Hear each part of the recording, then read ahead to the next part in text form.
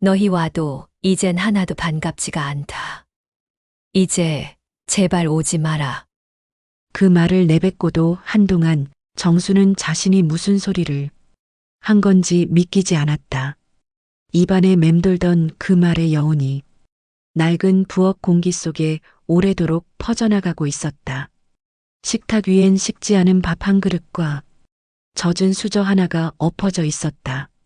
그녀는 그걸 멍하니 바라보다가 문득 자신이 젊었을 적보다 훨씬 더 조용히 그리고 깊게 화가 나 있다는 걸 느꼈다.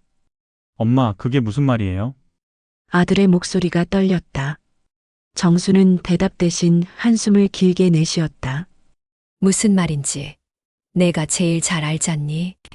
아들은 변명하려 했지만 입술만 달싹거릴 뿐 아무 말도 이어지지 않았다.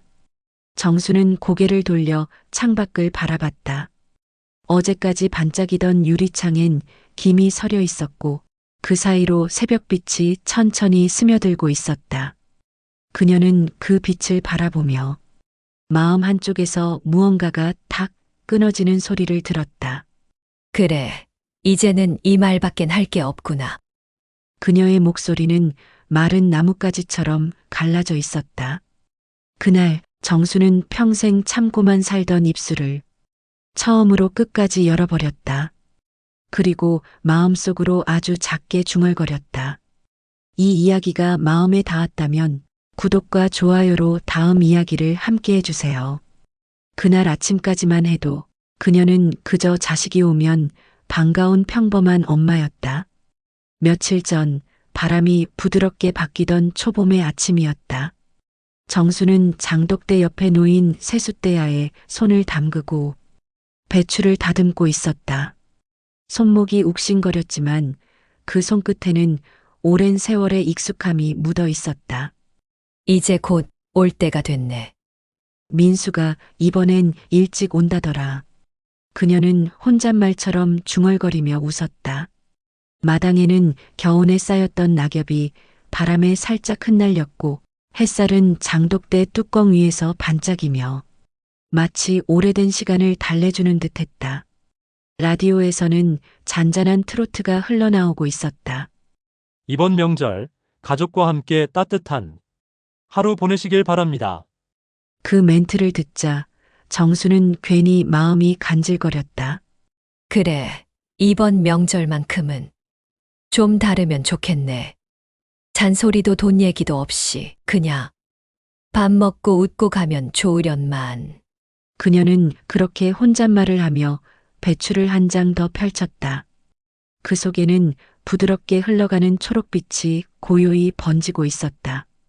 부엌 문턱에 놓인 오래된 찬압을 꺼내 닦았다. 윤이 나자 그제야 마음이 조금 놓였다. 잡채는 조금만, 나물은 3가지면 되겠지. 늘 하던 음식이었지만 이번엔 이상하게 손끝이 더 정성스러워졌다. 그녀는 양념을 맞추며 미소를 지었다. 이번엔 정말 맛있다고 하겠지, 그치? 그때 담장 너머로 이웃의 목소리가 들려왔다. 정순 씨 이번에도 아들 내와요? 그럼요, 와야죠. 이번엔 며느리도 같이 온다더라. 아이고 그럼 또 음식 잔뜩 하시겠네. 정수는 웃으며 고개를 저었다. 이젠 몸이 기억하죠. 힘들어도 자식 온다 생각하면 그게 힘이니까요. 그녀의 대답은 담담했지만 그 속엔 그래도 이번엔 조금 다르기리라는 기대가 살짝 섞여 있었다. 마루에 앉아 손을 주무르며 창밖을 내다보던 그녀는 오랜만에 마음 한켠이 따뜻해지는 걸 느꼈다. 멀리서 자동차 소리가 들려왔다. 왔나? 하고 마당으로 나가보았지만 그저 지나가는 마을 사람이었다. 정수는 웃으며 고개를 저었다. 이젠 성급해지기도 하네, 내가. 햇살은 여전히 장독대 위에서 부드럽게 흩어지고 있었다. 그녀는 그 빛을 바라보며 손가락 마디를 천천히 주물렀다. 그래, 이번엔 꼭 따뜻하게 보내자. 아무 말 없이 그냥 웃으면서 그날 오후 먼지 가라앉은 골목 끝에서 은색 승용차 한 대가 천천히 들어왔다. 정수는 국을 끓이던 국자를 내려놓고 마당으로 뛰어나갔다. 왔구나. 먼 길 오느라 고생했. 오랜만에 보는 얼굴이었는데 아들은 눈인사만 건네고 신발을 벗으며 방으로 들어갔다. 며느리는 아이를 안은 채 문간에서 안녕하세요 하고 짧게 인사하더니 마치 급히 해야 할 일이 있는 사람처럼 바로 방으로 향했다. 정수는 그 뒷모습을 바라보다가 잠시 멈춰서서 살짝 미소를 지었다. 그래도 이렇게라도 오는 게 어디냐. 그 말엔 기대와 서운함이 뒤섞여 있었다. 부엌에 돌아와 상을 차리려는데 식탁 위에 반찬들이 낯설게 느껴졌다. 이번엔 간을 좀 세게 했는데. 그녀는 스스로 중얼거리며 반찬 그릇을 정리했다. 그때 거실에서 아들의 목소리가 들려왔다. 엄마, 반찬 뭐예요? 잡채랑 나물, 도라지 좀 했지. 잡채요? 애들이 안 먹어요. 그 한마디가 가볍게 던져졌지만 그녀의 손끝에선 국물이 살짝 넘쳤다. 그래도 한 젓가락은 먹겠지. 배고프면 뭐든 다 맛있다니까. 정수는 그렇게 말하며 웃었지만 그 웃음 끝에는 알 수 없는 쓸쓸함이 스며 있었다. 아들은 이미 소파에 앉아 TV를 켜고 있었고 며느리는 아이 옷을 갈아입히며 바삐 움직였다. 식탁에 밥을 올려놓고 얘들아, 손 씻고 와야지. 그녀가 부르면 아이들이 대답 대신 웃으며 뛰어다녔다. 그 소리마저 귀엽게 들렸지만 정수는 괜히 한숨을 쉬었다. 이젠 내가 낄 자리가 점점 줄어드는구나. 식사 중에도 아들은 휴대폰을 보고 며느리는 젓가락으로 반찬을 가볍게 뒤적였다. 엄마, 이거 좀 싱겁네요. 그래. 요즘 내가 짜게 못 먹어서 그런가 봐. 그녀는 그렇게 대답했지만 그 말 속엔 이미 자책이 섞여 있었다. 식탁 위에 김이 서서히 사라지고 그 대신 공기가 차가워졌다. 정수는 혼자서 그릇을 치우며 작게 중얼거렸다. 사람이란 게 참. 기다릴 땐 그토록 설레는데. 막상 만나면 이렇게 낯설다니. 다음 날 새벽 정수는 아직 해가 뜨기도 전에 눈을 떴다. 이불 끝이 차가워서인지 아니면 마음이 먼저 깬 건지 알 수 없었다. 그녀는 조용히 일어나 부엌으로 향했다. 가스불을 켜자 파란 불꽃이 흔들리며 벽에 낯선 그림자를 만들었다. 무거운 냄비를 들어 옮기는데 손목이 시큰거렸다. 이놈의 손목이 이젠 영. 말을 안 들어. 혼잣말처럼 내뱉었지만 그 말 속엔 피로보다 허무가 먼저 담겨 있었다. 그릇을 닦다가 미끄러진 접시 하나가 바닥에 떨어졌다.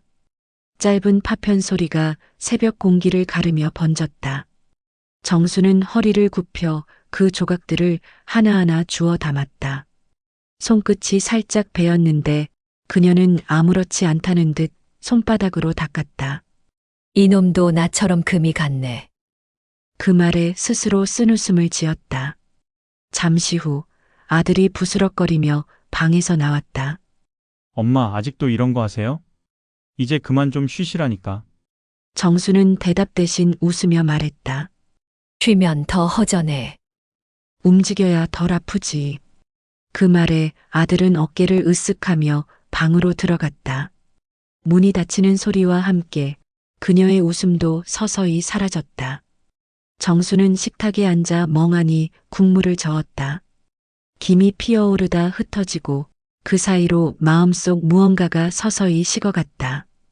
이젠 나한테 말을 걸 사람도 없구나. 그녀는 그렇게 생각하며 젓가락을 내려놓았다. 저녁이 되자 식탁 위엔 먹다 남은 반찬들이 가지런히 놓여 있었다. 그녀는 그릇을 치우며 물속으로 손을 넣었다.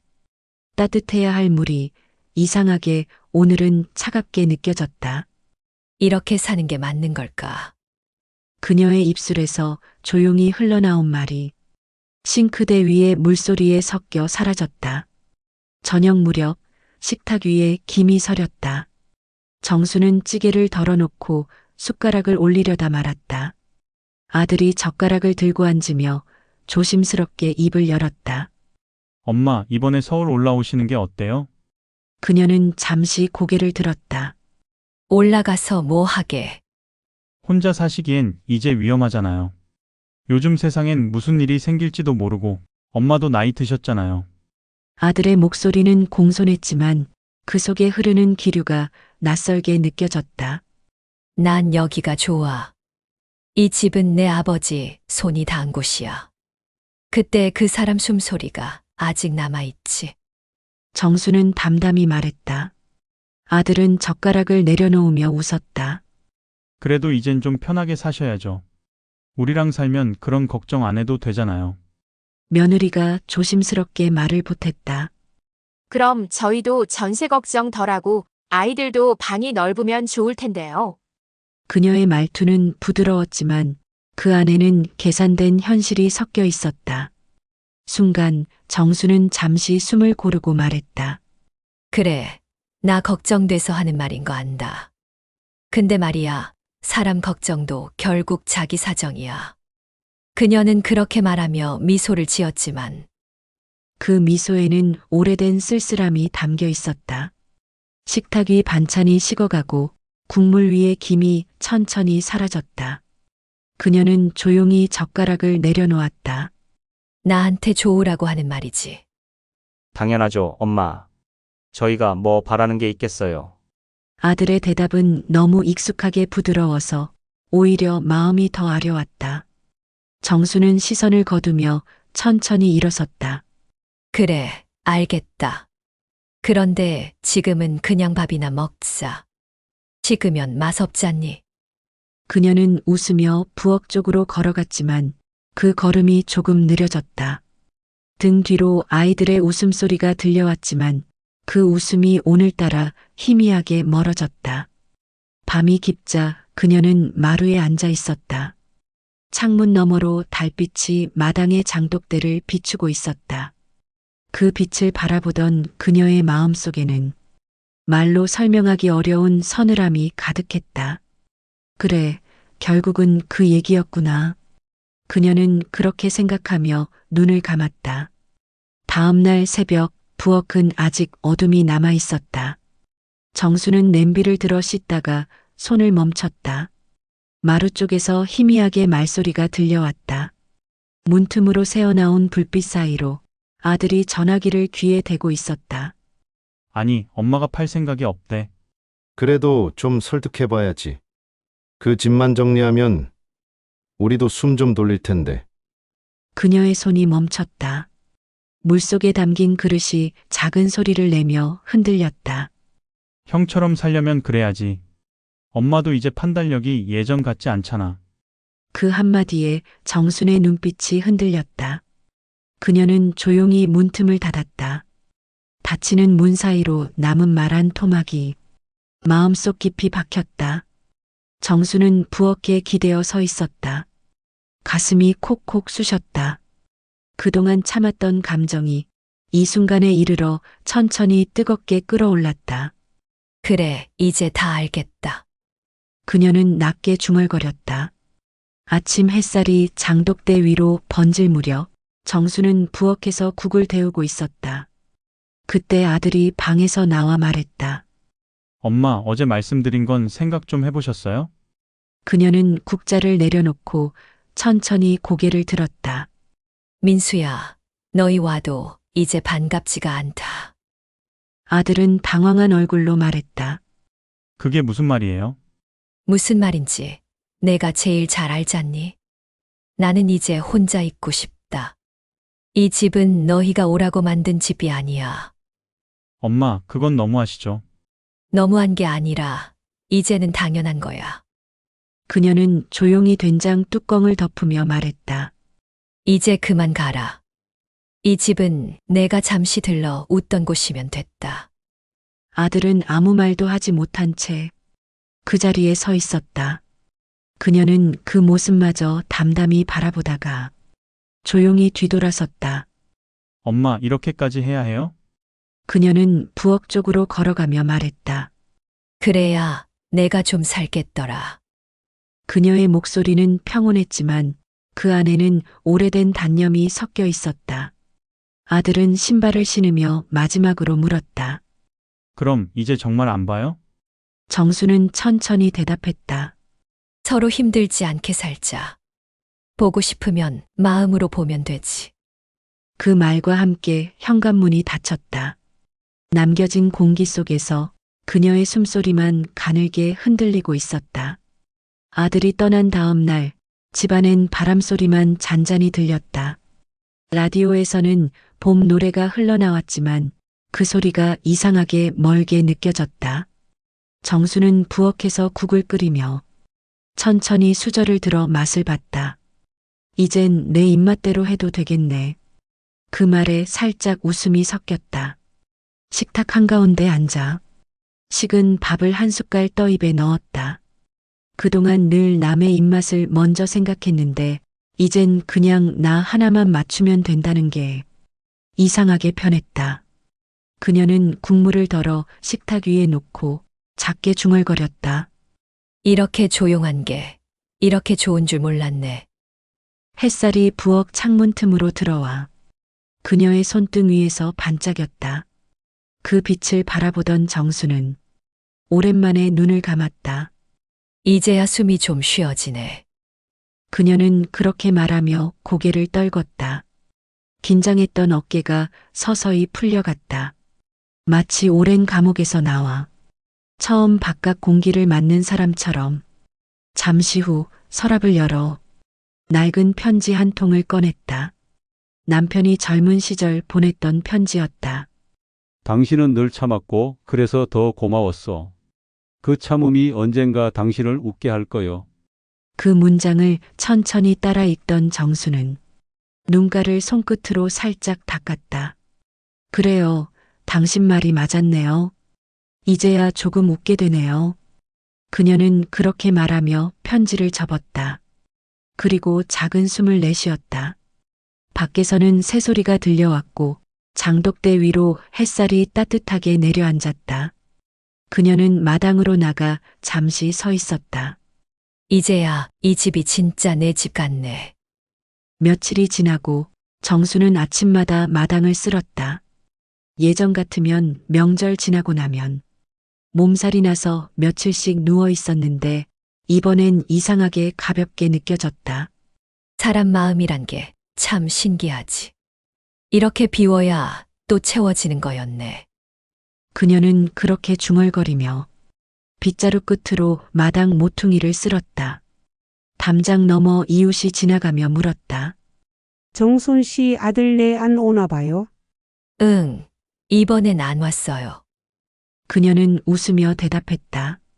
그 웃음 속엔 서운함보다 조용한 단념이 섞여 있었다. 점심 무렵 부엌 창문으로 바람이 들어왔다. 하얀 커튼이 살짝 흔들렸다. 그 흔들림 속에서 정수는 잠시 눈을 감았다. 그래도 문 두드리는 소리가 들리면 또 가슴이 뛰겠지. 그녀는 그렇게 생각하며 살짝 웃었다. 마루 끝에 앉아 하늘을 바라봤다. 봄빛이 마당의 장독대를 비추고 그 빛이 부엌벽에 반사되어 작은 그림자를 만들었다. 그녀는 그 그림자를 바라보며 조용히 속삭였다. 그래도 참 살만하네. 조용히 내 마음대로 사는 게 이렇게 따뜻한 줄 몰랐어요. 그녀는 다시 라디오를 켰다. 낡은 스피커에서 들려오는 목소리가 잔잔하게 흘러나왔다. 이야기가 마음에 닿았다면 구독과 좋아요로 함께 해주세요. 정수는 천천히 웃으며 따뜻한 국을 한 숟갈 떠올렸다. 이제 더 이상 누가 오지 않아도 괜찮았다. 그녀는 그렇게 또 하루를 살았다.